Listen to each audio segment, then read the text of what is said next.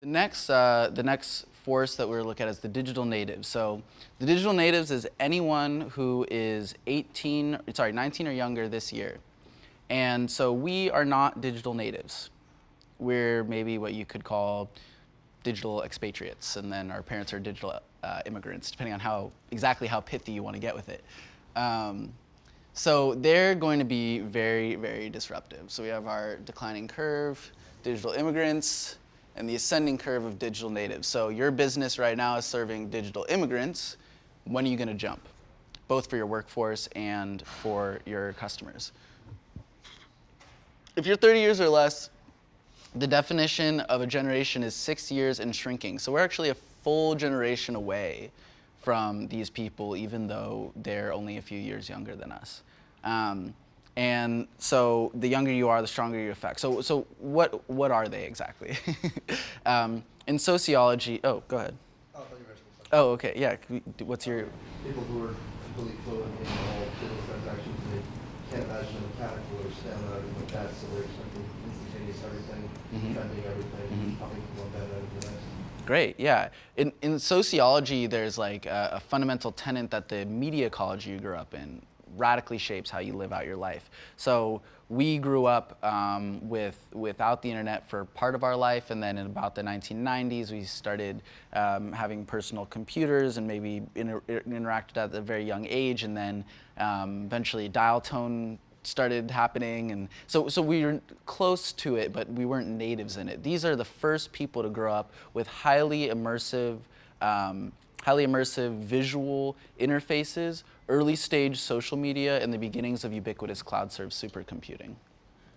You guys might have seen this video. It went viral for a second, but this is kind of a cute representation of what we're talking about when we say digital natives. So this is a baby playing with an iPad, having a great time. It's very intuitive and fun. Then comes to the magazine and is having trouble. So the digital natives are an entire generation of people for who magazines are iPads that don't work. So digital natives are not just people that are better with computers. There's actually mounting evidence that many of them will think differently, although we're not entirely sure how. But we think it has to do with continuous partial attention. So continuous partial attention is a term invented by Linda Stone during her research tenure at Microsoft, and she studies the kind of philosophy of how technology affects us as people. She has a great blog. I really suggest checking it out. There's a video of her talking about it right here, but I won't show it. So if you go to a neuroscientist and you say that digital natives are going to be better at multitasking, he'll tell you flat out that you're wrong, because neuroscientists consider multitasking to be very fast switching between tasks. And multitasking, they'll say it's impossible. They'll say multitasking is impossible, and they're right. But what it is possible is focusing on a single task while monitoring other things around you. So here's some, why is that happening?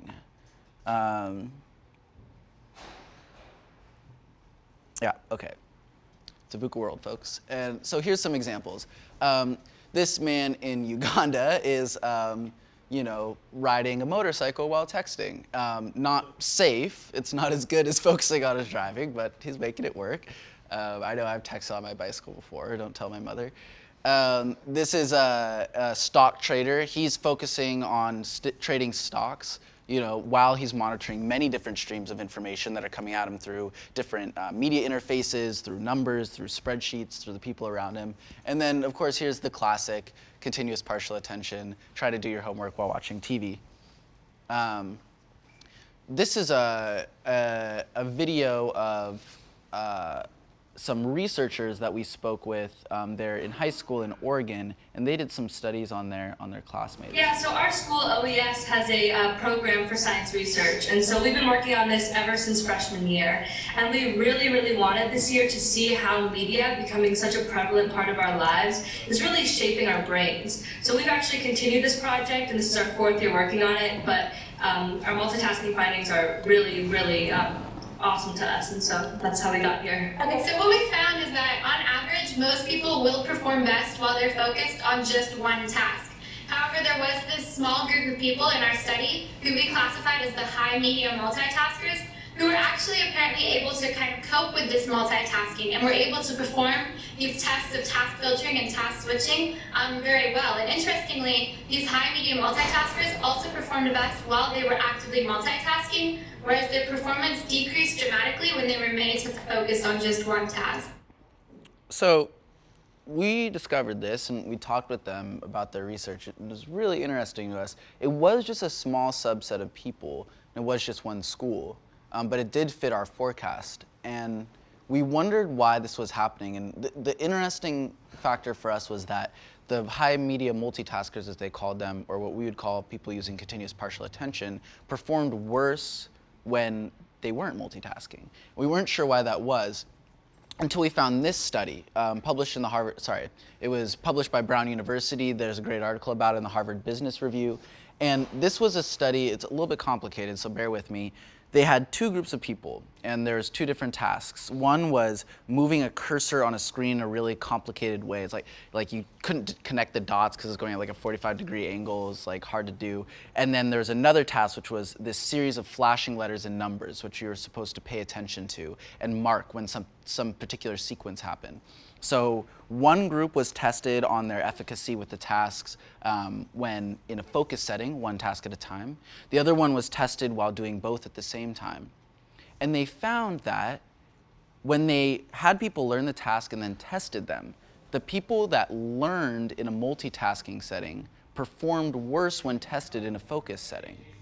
And the people that were tested in a focus setting performed worse in a multitasking setting. And not only that, over 4 different iterations of the study, the multitasking group actually performed only very slightly worse than the focused group. So this gave us an explanation for what was happening in that group. These were people at that high school that had learned these tasks while they were multitasking. So then when they were assessed in a non-multitasking setting, they weren't performing as well. So this suddenly expands our mind on like when you're at work and you're in a meeting, you see someone on their cell phone, or someone, you tell kids that they can't like watch TV while they're studying, because if they're going to be assessed in a different environment than they're learning it, it can actually hurt their scores.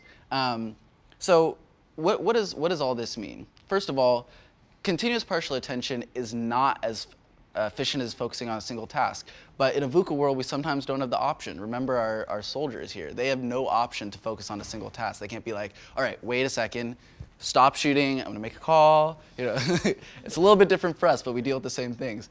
And so continuous partial attention is different from multitasking. We're not sure how. And because of the Harvard Business Review study, it looks like it can be learned, because over iterations they get better, almost to the same level as a focused task. And the digital natives are likely to be better at this. So how does that affect our workforce in 5 years when we're hiring them? How does that affect when we're engaging with them as customers? How does that affect how we teach our kids? By 2025, everyone on the planet who is 29 or less, rich or poor, will be a digital native. They will be connected in ways that we cannot imagine. To reach them, you will have to gainfully engage with them. They will have great global reach and empathy, and if digital natives have little hope, some of them will be very disruptive and even dangerous. At the Army War College, when they see this last one, they think about ISIS. Will they like being called consumers or employees? Probably not. They'll probably want to be called people. All right, so again, foresight. Hopefully that's bringing you to some insight, and then you'll turn it into actions.